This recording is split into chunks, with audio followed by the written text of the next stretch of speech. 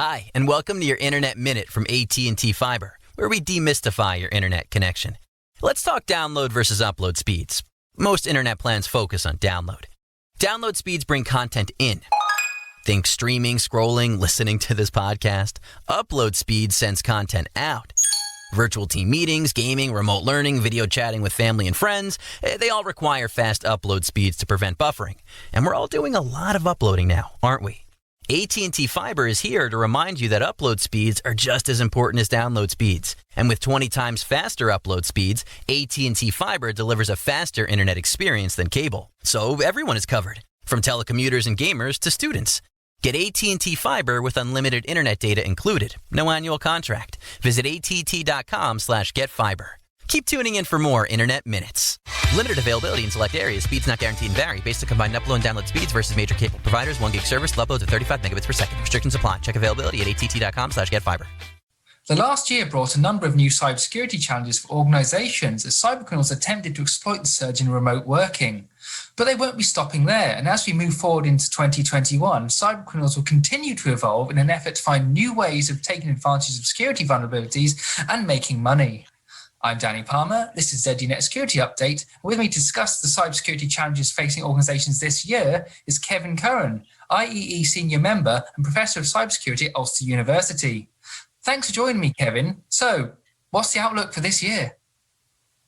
Well, I think we're going to just see more ransomware attacks, we're going to see more data breaches, and we're going to just see a lot more compromises because, of course, for cybersecurity experts, again, we have to secure every single vector of attack, where the cyber criminals only have to get lucky once. Again, so denial of service attacks are becoming much more popular because now the criminals can demand ransom through cryptocurrencies like Bitcoin. And again, that there's tools out there like low orbit ion cannon and high orbit ion cannon, which can overwhelm a site with a lot of traffic and bring any ordinary site to its knees in just a few minutes. Again, because the problem is an IP request looks the same. You cannot really distinguish between whether it's someone really trying to surf on your website or whether it really is just false attacks coming in. And then, of course, these are being used, these denial of service attacks are being used by compromised Internet of Things devices again. So these are anything from webcams to wireless kettles to even chastity belts now are actually being hacked again. But all these devices can be used to bombard sites with too much traffic, because when a request comes in, a server sets aside a certain part of memory, and then it expects that it will service that request, that session. But of course, nothing ever comes through them but other false requests. And it just, again, runs out of memory. And then, of course, the real people trying to get onto that website, of course, are denied service again. Now, there is services like Cloudflare, actually. And, Cloudflare are actually the site which routes the most traffic in the world.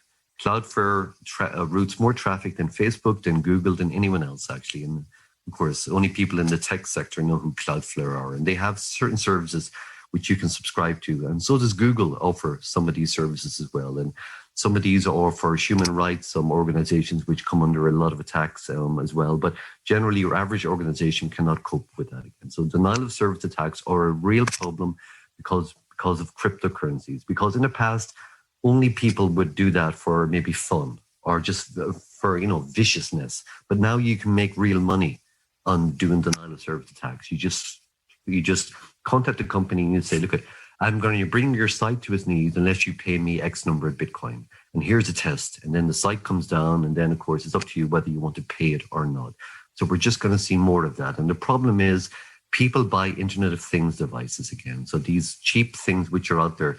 And of course, we install them, we put them up. Some people don't change default passwords, default usernames. There's lists online where you can check a particular device. You can go to websites like Shodan, which kind of scan the internet for all these Internet of Things devices, and you're able to see which ones are available. And it's very, very easy, again, because a lot of these devices, again, are released and they don't fix the updates because they're just trying to make a quick buck.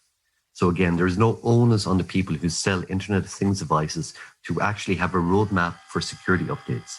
Again, we have roadmaps for security updates from the likes of our operating systems, like from Google, from Microsoft, from Apple, of course, but this doesn't apply to manufacturers of cheap Internet of Things devices. So what we need is legislation like was brought in California. So we have to force manufacturers to provide a roadmap for security updates.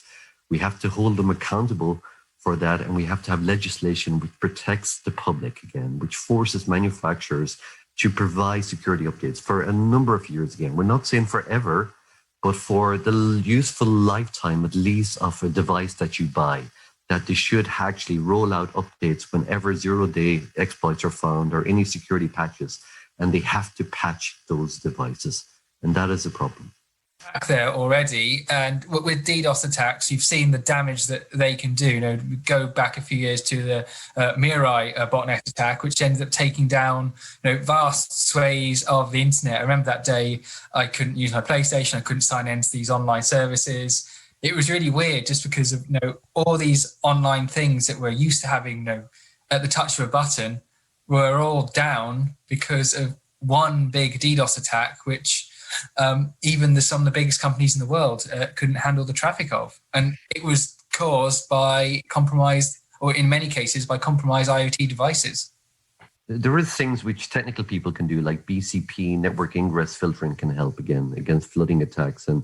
But again, these are technical things, and most organizations do not have that knowledge or capability to do that again. So it's hard to see how we end this again, because again, just with the rise of cryptocurrencies, again, we're entering a new era where people can make money by doing denial of service attacks again. So again, it's not going to be addressed in the next 12 months again. But of course, we always have, we're always trying to stay one step ahead of the criminals again. And it's a cat and mouse game, and that's just cybersecurity again. And again, it's a poison chalice if you're the chief security officer for any large organization, really. It's just a matter of how much of your data will be breached in the future, how much will be leaked again. And again, it's difficult to get management to pay for cybersecurity when things are going okay.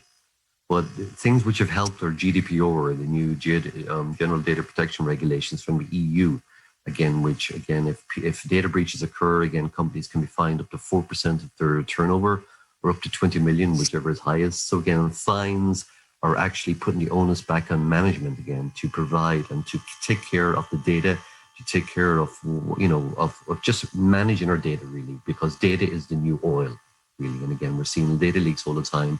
And at the moment, it's pretty much the Wild West. But until we have proper legislation, again, we're just going to see more increasing, denial of service attacks. And one you've alluded to here, which sort of combines both these subjects of IoT and denial of service in a way, is this story that's come in the last few weeks about internet-connected chastity belts, because that's a thing now, apparently, being held for ransom for Bitcoin, which just goes to show that it's one of those things where if it's connected to the internet and it's not secured, cyber attackers will find ways of taking advantage, and it's not necessarily just adding it to a botnet for DDoS attacks. Yeah, exactly. And there's also, the chastity belt one was quite funny again, where they actually were locked and people were advised to take angle grinders, really, to sensitive parts of the body, really. But we've also seen sex toys being used as well.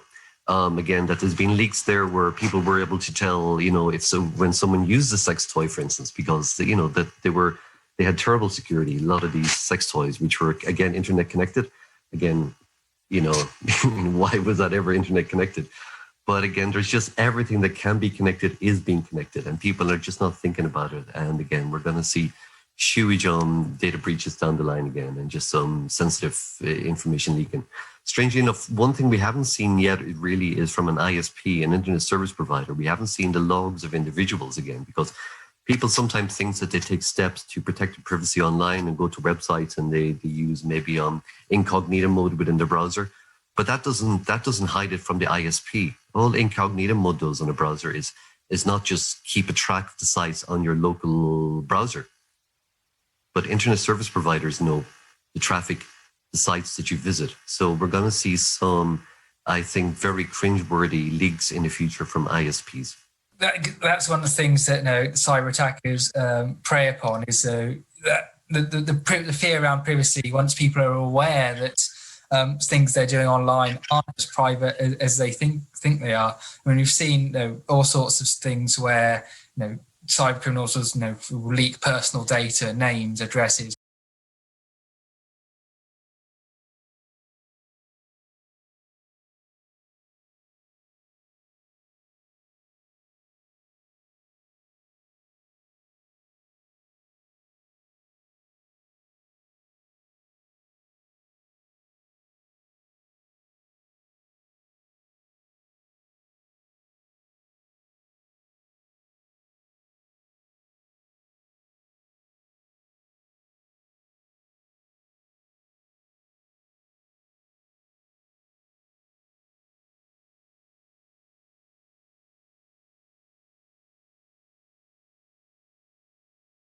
Hi, and welcome to your Internet Minute from AT&T Fiber, where we demystify your internet connection. Let's talk download versus upload speeds. Most internet plans focus on download. Download speeds bring content in. Think streaming, scrolling, listening. AT&T Fiber is here to remind you that ZDNet security update with me, Danny Palmer, senior reporter at ZDNet in London. Today we're here to talk about ransomware, which has become one of the most common types of cybercrime perpetrated by cyber criminals. In these attacks, they lock down entire networks of organizations, then demand Bitcoin or other cryptocurrency as a payment in order to return the files. In many cases, organizations are paying up, but that doesn't have to be the case. With me to discuss ransomware is Sherrod DeGrippo, Senior Director of Threat Research and Detection at Proofpoint. So Sherrod, thanks for being here. And what's the current state of ransomware right now? Thanks for having me, Danny. So ransomware has really evolved over the past few years. I would say 2 or 3 years ago, we were seeing massive first stage ransomware campaigns in the millions. So we would see 1 million attempts a day. That was with a ransomware called Locky. But today things have really shifted. What we're seeing now is that the threat actors like to deploy a downloader. So these are modular little pieces of malware framework that allow the threat actor to get a foothold into the machine and then decide later what they want to deploy. And in some cases, they make a decision to deploy ransomware instead of a banking Trojan or a keylogger or remote access Trojan, because the machine that they're on makes sense to put ransomware on.